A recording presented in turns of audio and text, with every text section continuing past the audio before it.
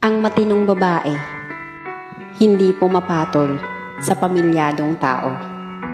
Dahil kapag pumatol ka sa may asawa, hindi mo nirerespeto ang sarili mo. Kahit saan mo tignan, pagkabit ka, may mali ka. Kasi kung matino ka, kahit ano pang gawin ng lalaki, hindi ka papatol, lalo na kapag alam mong may pamilya kang masisira.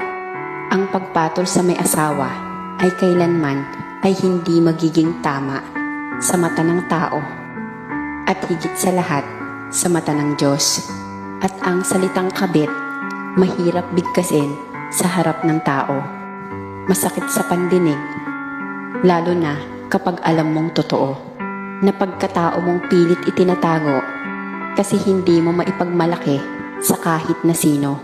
Isang relasyon na mali na kahit na anong gawin mo, hindi mo na mababago.